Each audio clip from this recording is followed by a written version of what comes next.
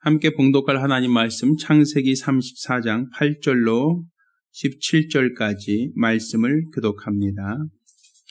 하몰이 그들에게 이르되 내 아들 세겜이 마음으로 너희 딸을 연련하여 하니 원컨대 그를 세겜에게 주어 아내를 삼게 하라.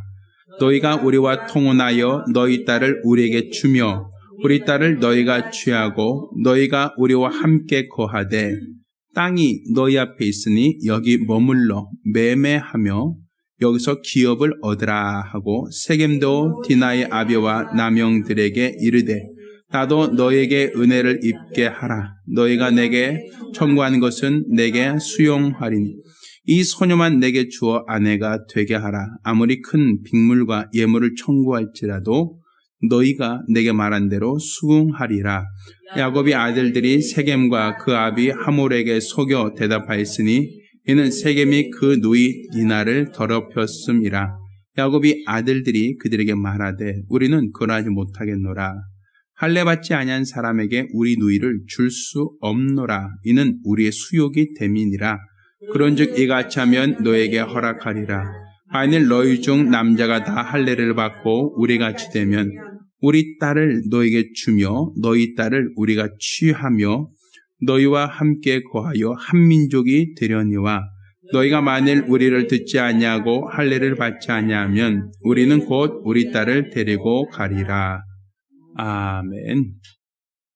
자, 우리가 신앙이라는 것을 우리 한번 생각해 보자고요. 믿음. 이 믿음이라고 하는 것은 우리가 생각하는 것처럼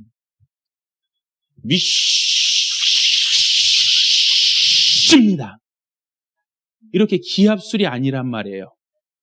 배에다 힘주고 그냥 바람 빠지는 소리를 내야 믿어지는 게 아니고 이 믿음이라고 하는 것은 가장 기본적인 원칙이 있어요. 원칙. 그 원칙이 뭐냐면 하나님이 인간에게 요구한 게 믿음이거든요. 하나님이 인간에게 찾으신 게 믿음이거든요. 그러면 하나님이 어떠한 믿음을 찾으시는가 하면 그 믿음은 가장 전제가 이겁니다. 하나님의 말씀이 우선되어야 돼요. 그리고 이 말씀에 대한 인간의 뭐가 따라와야 되죠? 두 번째로 순종이 따라오는 거. 이걸 믿음이라고 하는 거예요. 믿음. 그러니까 믿음이 뭐라고요? 그 전제는 하나님의 무엇? 말씀에 대한 성도의 순종. 이걸 믿음이라고 한단 말이에요. 뭐라고? 옆 사람에게 한번 얘기해봐요. 시작. 믿음이 뭐라고요?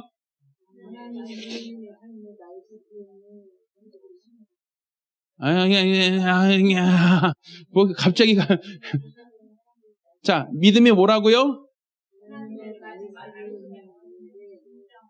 그렇죠. 하나님이 내게 말씀하실 때에 그 말씀에 그대로 순종하는 것, 온전히 순종하는 것을 뭐라고 한다고요? 믿음이라고 한단 말이에요. 자, 그러면 세상 사람들이 믿음이 있느냐라고 얘기하겠죠. 그렇죠? 자, 보세요.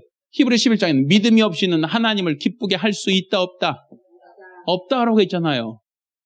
자, 믿음이 없이 하나님 기쁘게 못한대요. 하나님은 뭘 찾으신다? 믿음이 있어야 하나님이 기뻐하시는데 하나님이 원하신 믿음은 하나님의 말씀에 기초한 성도의 순종을 믿음이라고 정했을 때, 그랬을 때에, 자, 우리나라에 훌륭한 위인들이 있었죠.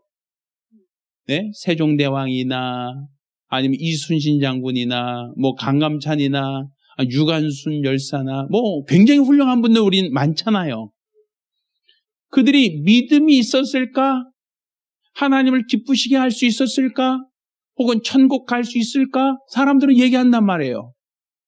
네, 그들은 선한 일을 많이 했으니까, 착한 일을 많이 했으니까, 사람들에게 본보기가 될 만큼 훌륭하시니까, 그러니까 우리는 존경하죠, 인간적으로. 그들의 행적과 그들의 수고와 그들의 노력에 대해서 우리는 공감하고 굉장히 훌륭한 분이다라고 공감을 할 수 있어요. 그런데 문제는 그들은 하나님의 말씀을 받은 적이 없으니 하나님께 순종할 수가 없었겠죠. 그렇죠? 그래서 믿음이라는 것은 뭐에서 난다 그랬어요, 우리가? 들음에서 난다 그랬잖아요. 들음이라는 건 뭘 들어요? 말씀을 들어야 믿음이 난다라는 거예요. 그러니까 결국에는 말씀이 없이는 뭐도 없다? 믿음이 없는 거예요. 그러니까 세상에서 착한 일 많이 하고 선한 일 많이 하고 훌륭한 분 전 다 존경합니다. 좀 부정하지 않아요. 그렇지만 그분들이 믿음이 있었느냐라고 할 때는 그 믿음은 반드시 뭐가 전제되어야 돼요? 하나님의 말씀이 전제되어야만 그걸 믿음이라고 할 수 있단 말이에요. 자, 그랬을 때 이 말씀에 기초하지 않은 순종, 이건 믿음이 아니에요. 말씀에 기초하지 않은 선행, 이것도 믿음이 아니에요. 말씀에 기초하지 않은 구제, 이것도 믿음의 행위라고 말할 수가 없단 말이에요. 반드시 믿음에는 뭐가 전제되어야 된다고요? 하나님의 말씀이 전제될 때만 그것을 믿음으로 인정할 수 있는 거예요. 그러니까 하나님의 말씀을 떠나서는 믿음도 없는 거예요. 하나님의 말씀과 무관한 어떠한 선행도, 어떠한 구제도, 어떠한 노력도, 어떠한 참선도 다 믿음이라고 할 수는 없단 말이에요. 하나님을 기쁘시게 할 수 없다는 얘기입니다. 그래서 저는 다른 종교를 비아냥거리거나 비판하거나 어떤 판단하는 게 아니에요. 다른 종교가 우리보다 열심히 살고 착하고 구도자의 삶을 살고 훌륭한 삶을 산다는 건 저는 인정할 수 있어요. 그렇지만 하나님의 말씀에 기초하느냐라고 할 때 제 판단이 아니라 하나님의 기준에서 봤을 때는 내가 하나님 말씀에 기초한 것이냐? 라고 할 때 그렇지 않다라고 하면 하나님은 인정하지 못한단 말이에요. 하나님께서는 그걸 믿음이라고 하나님 보지 않으신단 말이에요. 자, 우리가 아브라함을 뭐라 그래요? 믿음의 조상이라 그러죠. 그러면 우리가 아브라함이라는 사람을 우리가 왜 믿음의 조상이라고 하는가? 아브라함의 부모님이 있었을까요? 없었을까요? 있었죠. 있었을 거 아닙니까? 아브라함이 갑자기 하늘에서 뚝 떨어졌겠습니까? 아니면 아래에서 태어났겠습니까? 그건 아니잖아요. 아브라함의 아버지가 데라라는 분이에요. 데라. 부모가 있어요. 그러면 아브라함을 믿음의 조상이라고 하면 아브라함의 아버지는 뭐가 돼요? 믿음의 조조상 이렇게 돼야 되지 않습니까? 믿음의 선조 이렇게 될 거 아닙니까?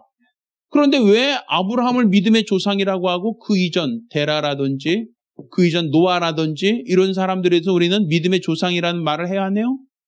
그런 말 안 한단 말이에요. 왜 그럴까?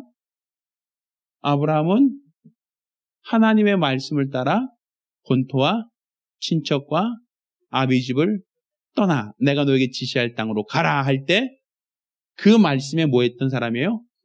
순종했던 사람이기 때문에 믿음의 조상이죠. 또 아브라함은 또 하나님께서 내 백세여든 독자를 바치라 할 때에 그 말씀 듣고 그 아들을 모리아산으로 데려가서 제물로 바치려고 했죠. 순종했죠? 그러니까 아브라함에 대하여 하나님은 너는 믿음이 있다라고 인정했단 말이에요. 하나님께서. 그러니까 하나님의 아브라함을 믿음이 있다라고 인정하셨던 이유는 뭐예요? 결국엔 뭐에 대한 순종을 했던 사람이기 때문에 본토와 친척과 아비집을 떠나라고 해도 떠나고 독자를 바치라고 해도 바쳤고 이렇게 하나님이 내게 뭐라고 말씀하시든지 간에 그 말씀이 내게 손해가 될지라도 내 아들을 죽이는 일이 있다 할지라도 하나님의 말씀에 더 권위를 두고 그 말씀에 순종하려고 했기 때문에 성경은 아브라함을 믿음의 조상이다라고 하는 겁니다. 이렇게 믿음의 조상된 아브라함에게 하나님이 약속을 하셨어요. 약속을 하셨는데 뭘 약속하셨냐면, 하나님이 뭘 약속을 하셨는가 하면, 자, 너로 믿음의 조상 되게 하겠다는 거예요. 그래서 내 자손이 하늘의 별처럼, 바다의 모래처럼 많은 자손을 주겠다라고 하나님이 뭘 하셨어요? 약속을 주셨단 말이에요. 약속. 그러니까 아브라함을 믿음의 조상이라는 것은 아브라함 이전에도 노아가 있었잖아요. 노아도 믿음의 사람이잖아요. 분명히. 그런데 하나님께서 아브라함에게만 많은 자손을 주겠다라고 한 약속을 주셨어요. 그러니까 많은 자손은 어떤 사람이 자손이냐면 말씀에 순종한 자에게 주신 약속이란 말이에요. 이 약속은. 그래서 그 약속을 가지고 있는 이 자녀들, 하늘의 별처럼 땅의 모래처럼 많은 자손을 준다고 했으니까 이 수많은 자손들의 뭐가 되는 거예요? 조상이 되는 거란 말이에요. 조상. 그렇죠? 자, 그래서 원래 그 아브라함이 아들 하나 없었을 때 이 약속을 받고 아들 하나 없었을 때 받은 그 약속이 하나님이 때가 되매 그 약속대로 이삭을 주시고 그 약속을 하나님이 이루신단 말입니다. 그런데 창세기 17장 보면 10장 10절부터 쭉 보면 하나님께서 아브라함에게 명령하는 게 있어요. 명령. 뭐냐면 할례를 주라는 거예요. 할례. 누구한테 할례 주라 그래요? 누구한테 할례 주라 그래요? 원래 그렇죠. 우리 잘 아시네. 내 아들뿐 아니라 내 집안에 있는 모든 남자들은 다 할례 주라는 거예요. 그래서 창세기 17장 한번 찾아보세요. 10절 이하부터 쭉 보면 할례를 주라. 이게 하나님 명령이에요. 하나님 명령. 자, 믿음은 뭐라고요? 말씀에 순종하는 거라 그랬죠. 근데 할례를 하나님께서 명하셨단 말이에요. 할례. 이삭이 낳았을 때. 할례라는 게 뭐냐 하면 우리나라 말로 표현해야 좀 이해가 될 것 같아요. 포경수술이에요. 포경수술. 뭔지 알죠? 포경수술하면. 잘 모르시나요? 자, 이게 포경수술이에요. 포경수술. 이게 할례예요. 할례. 그러면 하나님은 왜 아브라함에게 할례를 명하셨는가 하면 이 할례라고 하는 것은 결국에는 포경수술이고 포경수술이라는 것은 결국 남자의 생식기에 어떤 표를 해두는 거란 말이에요. 표피를 잘라서 수술하는 거를 말하죠. 이해하시죠? 거기까지는. 근데 왜 그것을 하나님이 허락하셨냐면 결국 할례를 받은 사람이 부인과 잠자리 하면 아이를 낳죠. 그렇잖아요? 그러면 그 아이는 누구의 약속을 갖고 있다? 아브라함에게 한 약속. 이 약속을 따라서 자녀를 낳고 그 자녀들이 또다시 또 다른 자녀가 낳고 이런 과정을 통해서 하나님이 수많은 민족을 이루겠다는 약속을 성취하는 거란 말이에요. 그러니까 이 할례를 주라라고 하는 것은 결국은 누구에게 주신 약속이에요? 하나님께서. 아브라함에게 준 약속이죠. 이방인에게 준 약속이 아니라 아브라함에게 명한 약속이죠. 그렇죠? 그래서 아브라함에게 어떨 때 줬어요? 하나님께서? 아브라함이 본토 친척 아비 집을 떠나 말씀대로 순종했을 때, 이삭을 모리아산에 바치고 하나님 말씀대로 순종할 때, 그때 하나님께서는 네 아들, 네 집안에 있는 모든 남자에게 할례를 주어라. 그래서 이 할례를 받은 사람이 낳은 자녀는 내가 아브라함의 씨로서 보겠다라는 하나님의 약속이에요. 그게 유대인들이죠, 지금의. 이스라엘 사람들 말하는 거잖아요. 자, 근데 이 전제를 가지고 오늘 본문을 보면 야곱의 딸이 세겜에서, 그렇죠, 이 하몰의 아들, 세겜 족장의 아들 하몰의 아들 세겜에게 욕보임 당했단 말이에요. 그러니까 원래 그 땅 누구 땅이에요? 야곱 땅이에요? 아니에요? 야곱 땅은 아니죠. 야곱은 저 밧다마렘이라고 하는 외삼촌 거기서 있다가 들어와서 형이 무서워서 그쪽으로 도망간 곳이잖아요. 아시죠? 그러니 그곳으로 도망가서 있으니까 사실 자기의 지위나 자기의 위치는 굉장히 불안전하죠. 아직까지는. 자기 땅이 아니니까 다른 사람이 경작하고 다른 사람이 지배하고 있는 곳에 왔으니 굉장히 아직까지는 안정이 안 됐단 말입니다. 그런데 그곳에서 야곱의 딸이 욕보임 당했단 말이에요.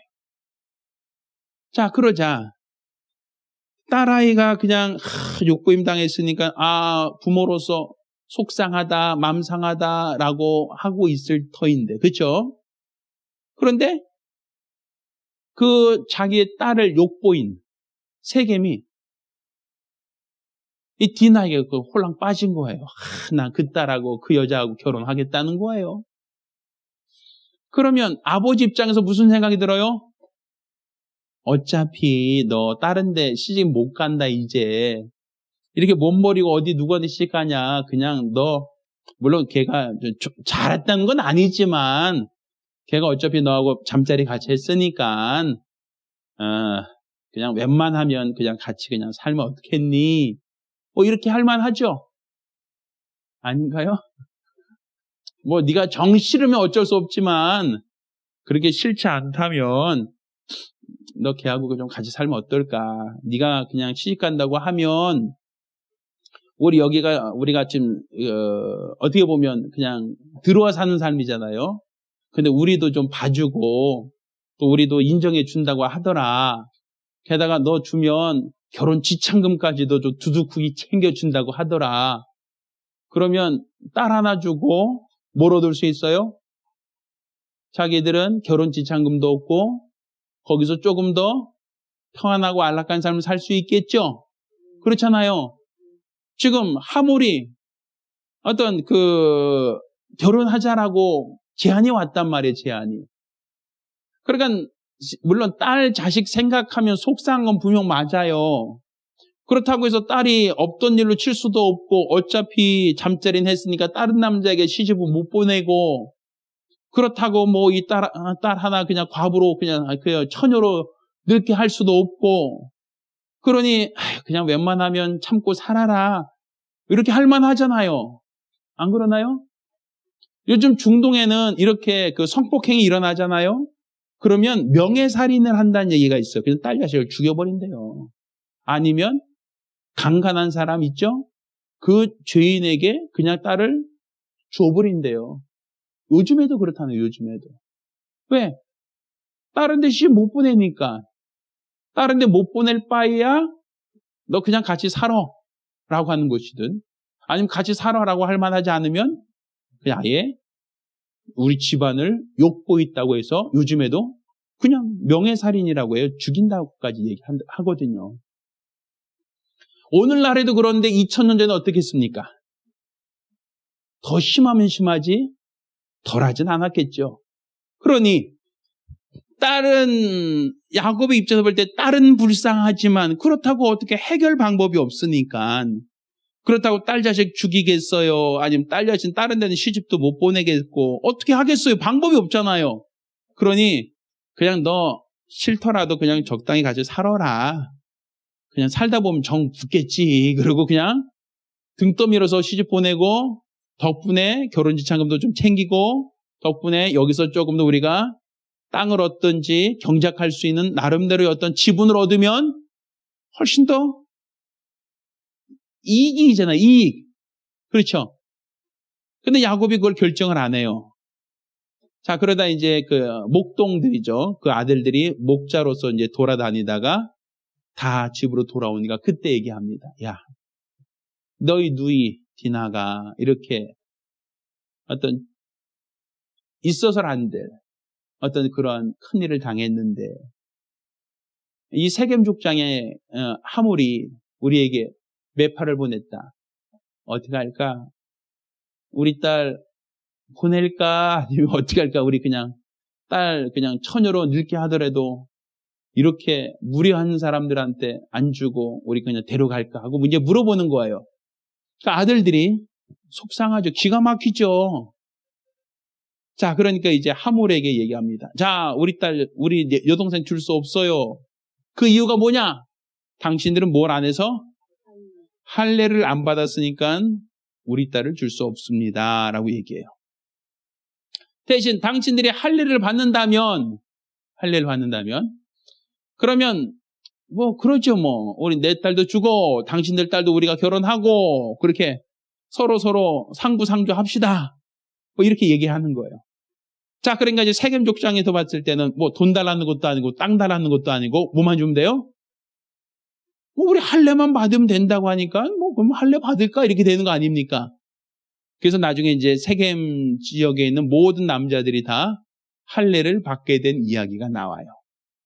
자, 그런데 나중 보면 이제 다음 주 보면 그 아들들이 다 어떻게 해요? 할례 받고 제대로 거동도 못하고 있는 남자들 쫓아다니면서 다 죽여버려요. 왜? 그 당시에는 항생제가 있겠어요? 수술기구가 청결하겠어요?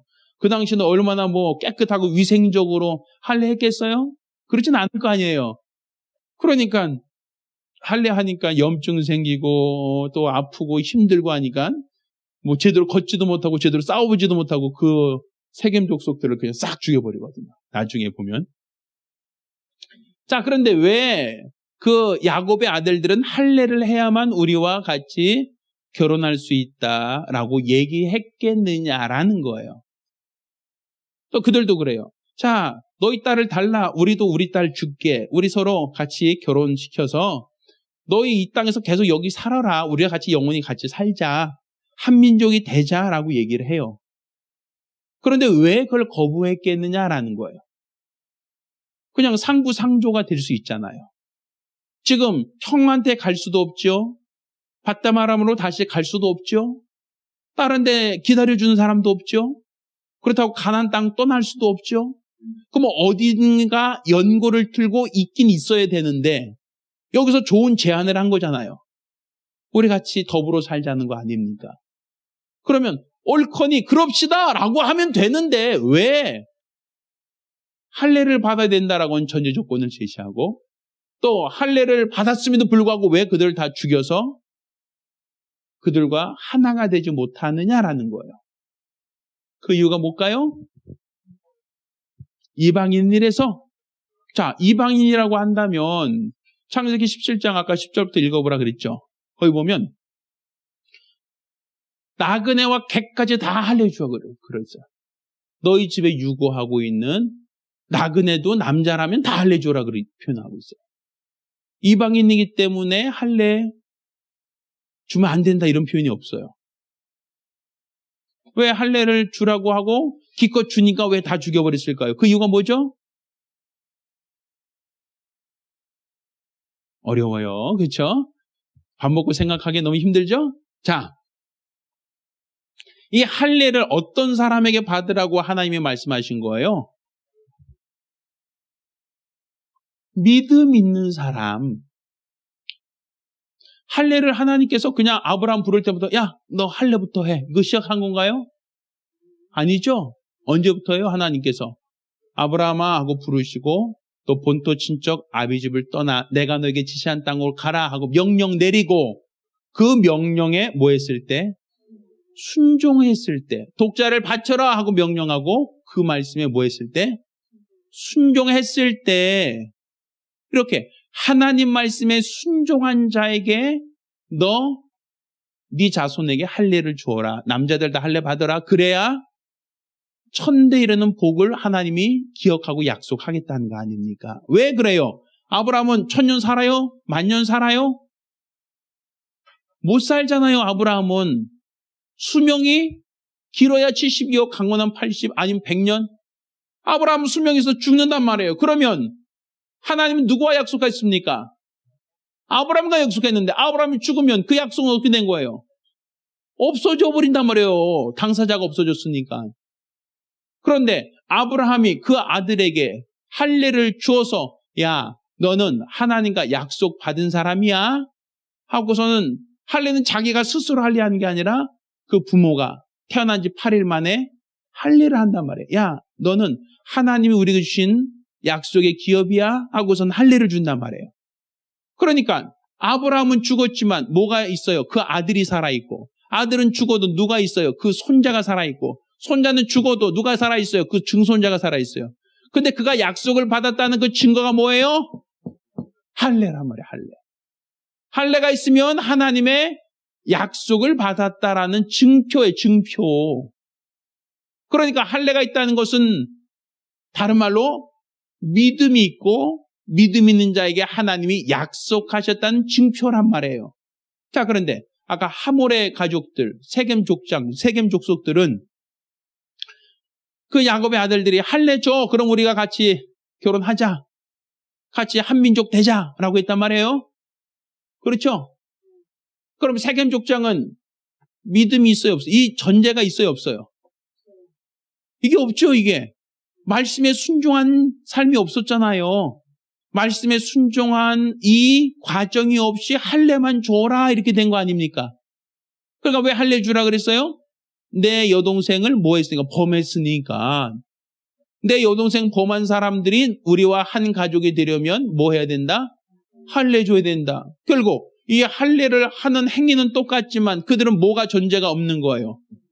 믿음이라고 하는 존재가 아예 없는 자들이란 말이에요. 그러면 할례라는 그 행위는 똑같이 했다 할지라도 하나님이 그들에게 천대 이르는 복을 준다는 약속조차 없단 말이에요.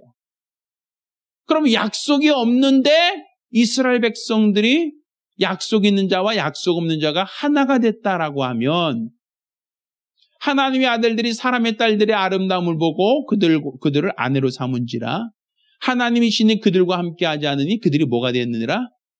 육체가 됐느니라 라고 되어 있거든요.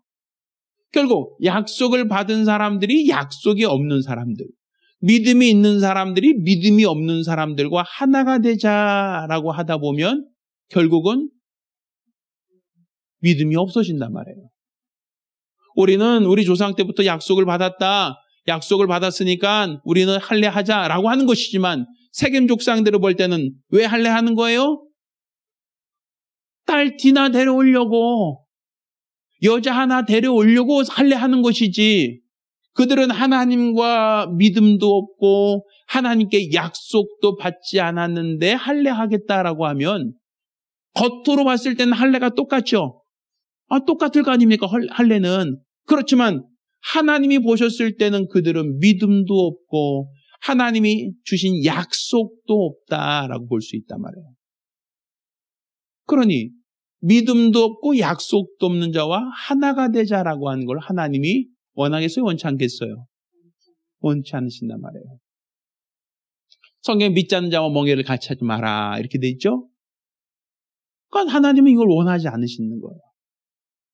그런데 야곱의 아들들이 왜 그럼에도 불구하고 이거 하자 그래요? 결국 내 딸을 속여서 취한 것처럼 너희에게 눈은 눈으로 이는 이로 보복하겠다는 취지지 결국 하나 되겠다는 취지가 아니란 말이에요. 결국 그들의 얘기는. 이게 바로 거룩이라고 하는 표현 자체가 구별되다는 얘기거든요. 구별. 그러면 무엇을 가지고 구별되겠는가? 외형, 생김새겠는가? 겉모습을 보고 구별되겠는가? 아니에요. 이스라엘 사람들이 구별된다는 것은 하나님 보실 때 그들은 믿음 있는 자손들이다라는 것이 구별된 거예요. 그럼 믿음 있다는 그 증거가 무엇이냐? 하나님께 약속을 받았다. 그 약속받은 그 표가 무엇이냐? 할례가 있다라는 얘기가 되는 것이죠. 그러니까 이제 그 나중에 로마서에 보면 로마서 2장에 그러면 지금 오늘날 우리가 할례 받아야 돼, 안 받아야 돼요? 갑자기 혼란스러워요. 오늘날 우리 그 믿는 자녀들한테 할례 줘야 안 줘요? 물론 복용수를 시키는 경우도 있지만 위생적인 면에서 시키는 것일 뿐이지 약속을 따라 하지 않죠? 그러니까 약속을 따라 하지 않았다면 이 할례를 했다고 해서 선진, 그 믿음의 조상 되는 건 아니란 말이에요. 믿음의 자손 되는 것은 아니죠. 그렇죠? 행위 자체, 할례를 했다는 그 자체만으로 이스라엘 사람이라고 하지 않는단 말이에요. 뭐가 중요하냐?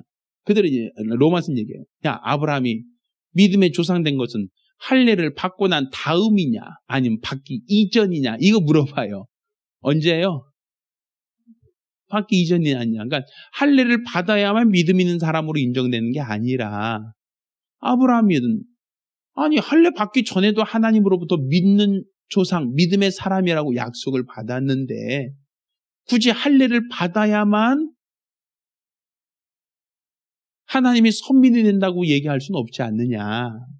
이제 바울은 그렇게 설명하는 거예요.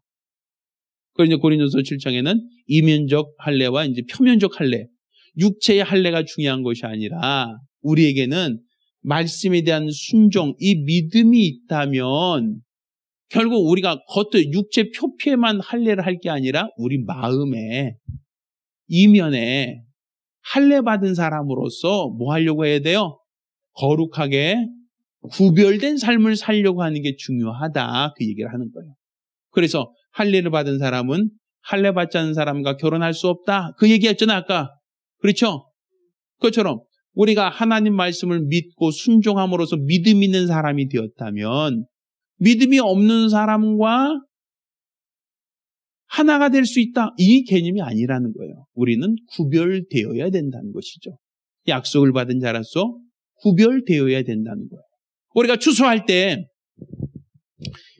탈곡기가 쭉 돌아가면서 추수하면 뭐 저는 잘 모르겠지만 뭐 이렇게 벼가 자란 곳에 피라고 하는 것이 같이 이렇게 자라는 거 보신 적 있으세요?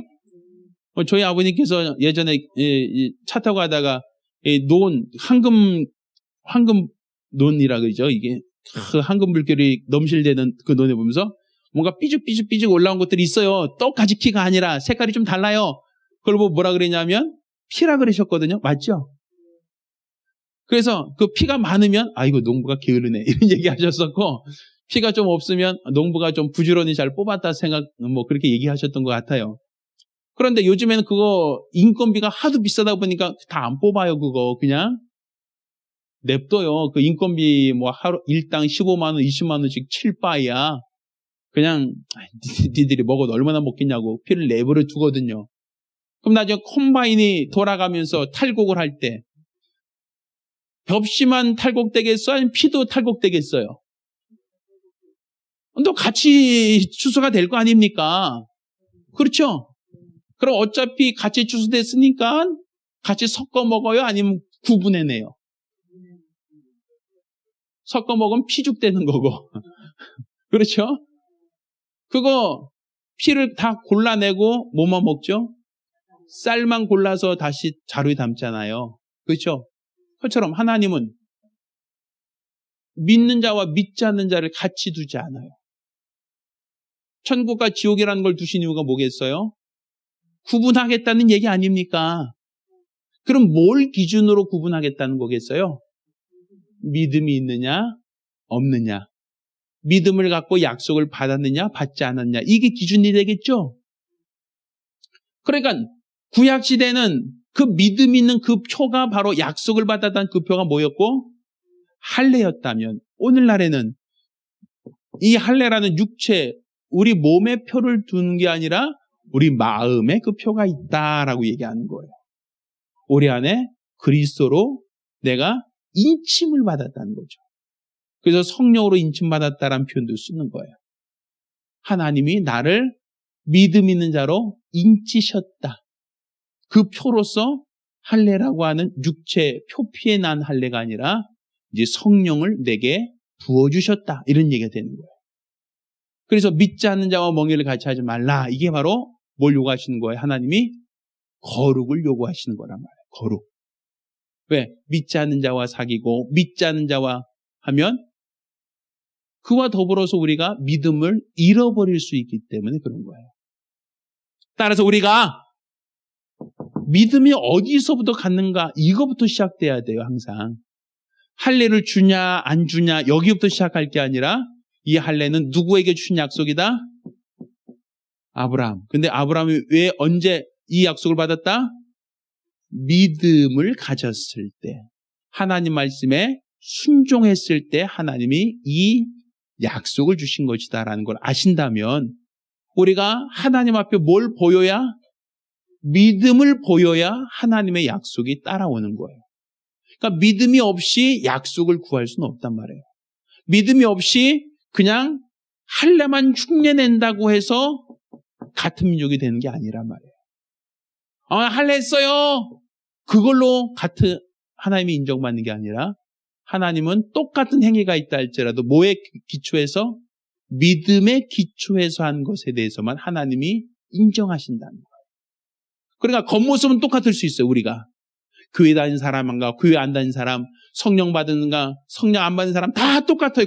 겉모습은 구분 안 돼요. 그렇지만 하나님은 그 가운데 뭘 찾아요?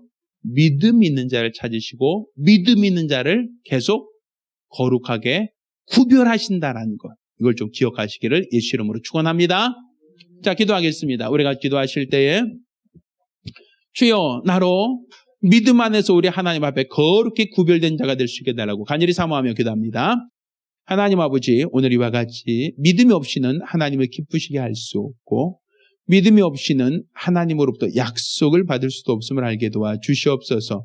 겉으로 행위를 똑같이 하고 비슷하게 한다고 하여 겉모습이 비슷하다고 그 안도 똑같다 할 수 없사오니 이는 하나님의 약속대로 할례를 받은 자와 디나를 얻기 위하여 할례를 받은 것은 분명히 같아 보이지만 전혀 다르다는 사실을 기억하게 도와 주시옵소서. 우리가 외견상으로 비슷해 보이는 것을 가지고 같다라고 표현하지 않게 하시고 우리가 온전한 믿음 안에서 하나님의 약속을 받고 그 약속 가운데 순종함으로 하나님께서 거룩하게 구별하시는 믿음의 사람들이 될 수 있도록 도와주시옵소서. 살아계신 예수 이름으로 기도드렸습니다. 아멘. 이제는 우리 주 예수 그리스도와 아버지 하나님의 극진하신 사랑과 보혜사 성령님의 교통하시고 역사하심이 오늘 이와 같이 일평생 거룩하게 구별되기로 열심한 우리 모든 성도들과 가정들 위해 이제로부터永遠함께 있을지어다. 아멘. 네, 감사합니다.